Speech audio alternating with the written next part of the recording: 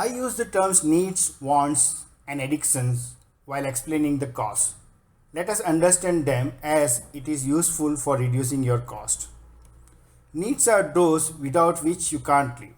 For example, roti, kapra, or makan, primary education, electricity, etc. And many things which were considered as wants in the past have become needs. For example, mobile, TV, vehicle, internet, white goods like washing machine, AC, refrigerator, robots, dishwashers, etc. Wants are those which make your life comfortable or give you feel good factors. You can live without them, but you will spend on making your life comfortable or enjoying life. For example, watching movies in theater, watching sports, owning a costly vehicle, eating out in restaurants, more clothes than needed, occasional party, alcohol, etc. Other than above, there is a third category which usually becomes needs. Addiction like smoking, alcohol, drugs, gambling, etc. This must be avoided at all costs if you want to become rich. Contrary to this, when you become wealthy, please consider them to become poor.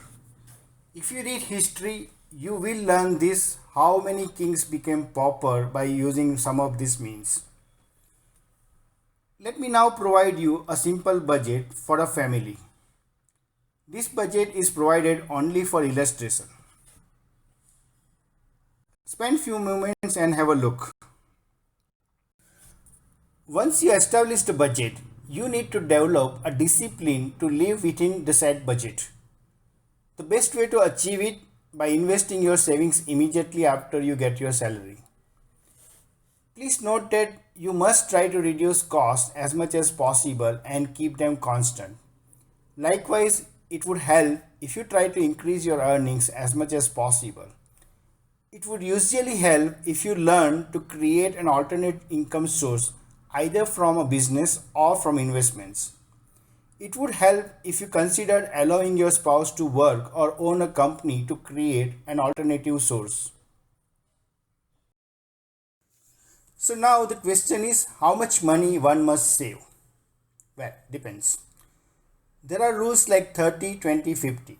It means if you earn 100 rupees, you should spend 30 rupees on needs, 20 rupees on wants, and save 50 rupees for the rule of 30, 20, 50.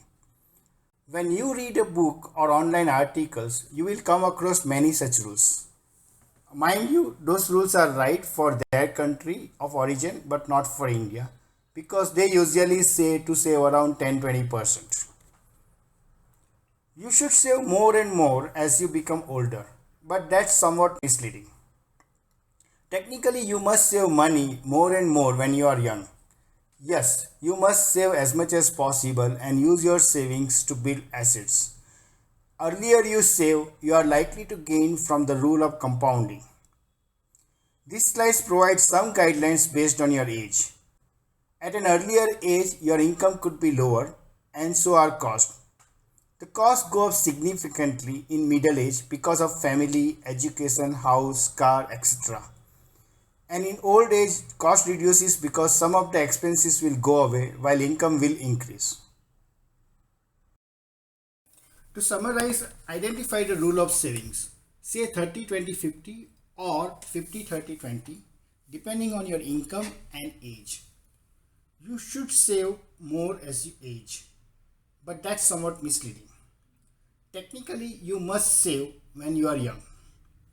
Consider living like a beggar when you are young and invest all your savings in the index fund with at least 20 years of tenure.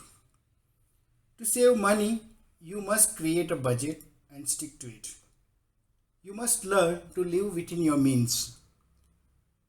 And on the first day of receiving your salary, you must invest first and spend remaining money to ensure you don't end up spending what you earn.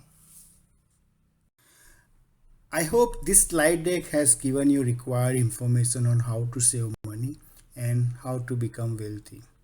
Thank you for listening to me. Have a wonderful day. Bye.